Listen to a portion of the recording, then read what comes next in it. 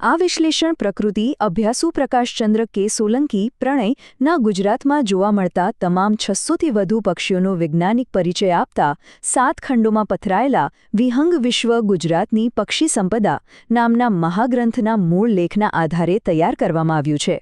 લેખકના ક્ષેત્રકાર્ય, વૈજ્ઞાનિક સંશોધનો અને સંદર્ભ સાહિત્યના ઉપયોગથી માહિતીને વૈજ્ઞાનિક રીતે સચોટ બનાવવા પૂરતો પ્રયત્ન કરવામાં આવ્યો છે. આમ છતાં આ એક AI જનરેટેડ વિડિયો હોવાથી જો કોઈ ક્ષતિ રહી ગઈ હોય તો તેને ક્ષમ્ય ગણવા વિનંતી. નમસ્કાર મિત્રો, આજના આ ખાસ વિશ્લેષણમાં આપણે પક્ષી જગતની એક અત્યંત રસપ્રદ પ્રજાતિ વિશે વાત કરવાના છીએ.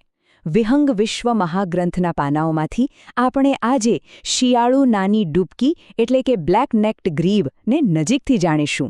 ગુજરાતના જળાશયોમાં શિયાળો ગાળવા આવતું આ એક એવું પક્ષી છે જેની ખાસિયતો તમને ખરેખર આશ્ચર્યચકિત કરી દેશે. તો આજની આપણી આ સફર 5 મુખ્ય પડાવોમાંથી પસાર થશે. શરૂઆત કરીશું તેના વૈજ્ઞાનિક નામ અને ઇતિહાસથી, ત્યારબાદ તેની શારીરિક રચના, તેનું લાંબુ શિયાળુ સ્થળાંતર, ખોરાક અને પ્રજનનની વર્તણૂક અને છેલ્લે આપણા પર્યાવરણ માટે તેનું શું મહત્વ છે તે સમજીશું. તો ચાલો સૌથી પહેલાં વાત કરીએ તેના વૈજ્ઞાનિક પરિચય અને નામકરણ વિશે. કોઈ પણ જીવનો વૈજ્ઞાનિક પાયો સમજવો એ ખૂબ જ રોમાંચક હોય છે. તમને થશે કે પક્ષીઓના આવા અઘરા વૈજ્ઞાનિક નામ કેમ હોય છે, પણ ખરેખર તેમાં જ તેમની સાચી ઓળખ છુપાયેલી હોય છે. આ પક્ષીનું વૈજ્ઞાનિક નામ છે પોડીસેપ્સ નિગ્રીકોલિસ. પોડીસેપ્સ નિગ્રીકોલિસ. છેક 1831માં જર્મન પક્ષીવિદ ક્રિશ્ચિયન લુડવિગ બ્રેહમે તેને આ નામ આપ્યું હતું. હવે મજાની વાત જુઓ, પોડીસેપ્સ એટલે કે પૂંછડી પરના પગ. આ પક્ષીના પગ તેના શરીરના એકદમ પાછળના ભાગે આવેલા હોય છે, જે તેને પાણીમાં ડૂબકી મારવામાં જબરદસ્ત મદદ કરે છે. અને નિગ્રીકોલિસ એટલે કાળી ગરદન. છે ને એકદમ સચોટ નામ? હવે આગળ વધીએ તેના દેખાવ તરફ.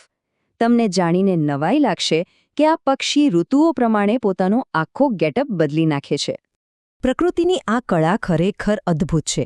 પ્રજનનકાળમાં આ પક્ષી એકદમ આકર્ષક કાળા રંગનું બની જાય છે.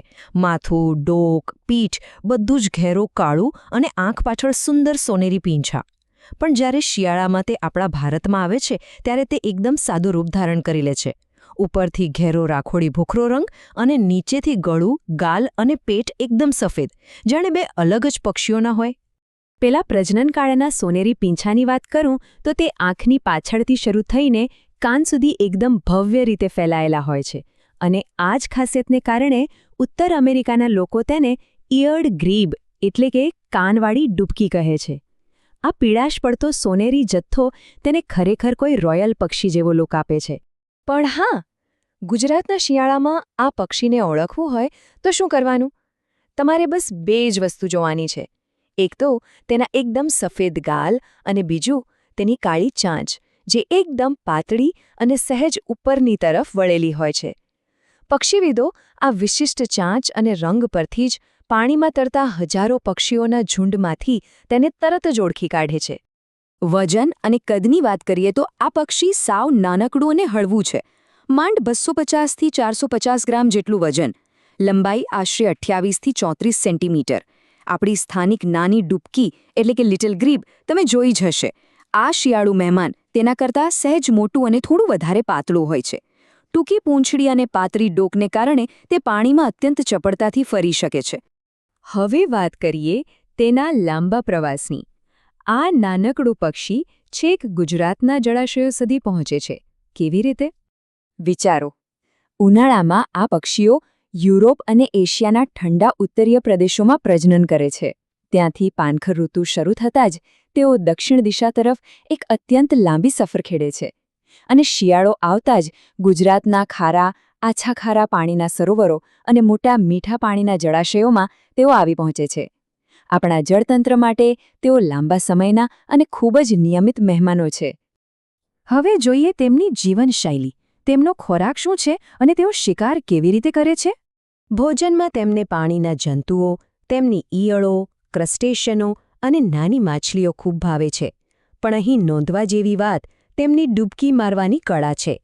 બીજી ડૂબકી પ્રજાતિઓ કરતાં આ શિયાળુ નાની ડૂબકી પાણીમાં ખૂબ જ ઊંડે સુધી જઈ શકે છે, જાણે કોઈ નાનકડી સબમરીન. તે પાણીમાં એટલી ઝડપથી અદૃશ્ય થઈ જાય અને એકદમ ચોકસાઈથી શિકાર કરીને બહાર આવે કે જોનારા જોતા જ રહી જાય. તમને થશે કે આ પક્ષીઓ કેટલા શાંત છે, ખરું ને? હા, ભારતમાં શિયાળા દરમિયાન તેઓ મોટા ભાગે શાંત જ રહે છે. ક્યારેક પીટ-પીટ જેવો ધીમો અવાજ કરે. પણ જો તમે તેમને તેમના પ્રજનન પ્રદેશોમાં જુઓ તો વાત સાવ અલગ છે. ત્યાં તેઓ એકદમ સામાજિક હોય છે. ભેગા મળીને પાણીની સપાટી પર તરતા માળાઓની આખી વિશાળ વસાહતો બનાવે છે. ખરેખર અન્ય ડૂબકીઓની સરખામણીમાં આ પ્રજાતિ ઘણી વધારે સામાજિક છે. આટલું લાંબુ અંતર કાપનાર અને આટલી અદ્ભુત અનુકૂલન શક્તિ ધરાવનારા પક્ષીનું આયુષ્ય કુદરતી વાતાવરણમાં સરેરાશ 8થી 10 વર્ષનું હોય છે.